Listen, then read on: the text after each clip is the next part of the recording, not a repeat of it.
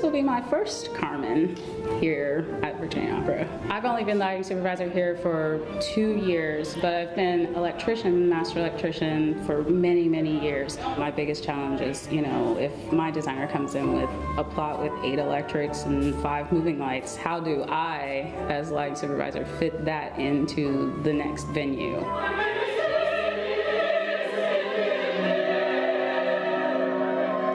To do Carmen, which is a set we are renting from Sarasota Opera. My primary function with this was setting up the logistics with Sarasota about when the set comes in, when it loads in, and I worked with them on crew numbers, how many numbers they need. There's me on the stage. I'm basically orchestrating the shift. I have 2 stage operations, Virginia Opera staff, and we're bringing in 6 extra stage hands.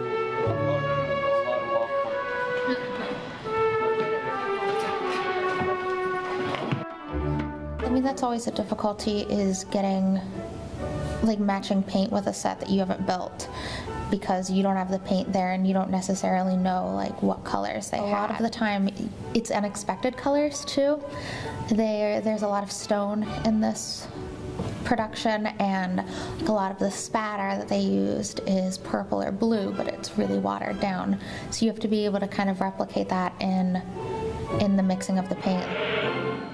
In this particular show that we're working on, the costumes have been updated to be a little more towards the 1950s. And a lot of the things we're doing are pretty subtle. Hand props will be a little more updated rather than gold coins. They're paying with paper bills. Things always work with Roberta and I. She gives me just a little bit of direction, and then I get to run with it some, and I come back to her and double check and everything. So with the money, she kind of just said, okay, it's a roll of money. So I got to kind of do the research and figure out what money would have been printed, cut up a bunch of paper that was the right width, and sat in the shop all day and rolled money until it created a thick stack of it, and then it was tied up with a bow. And so it's small things like that that we're trying to just sort of make everything work together. We need tarot cards, we need, guns, we need, lots of boxes and crates for the smugglers, so there's a lot of standard pieces as well. The 1950s part is really more of the things that they're carrying.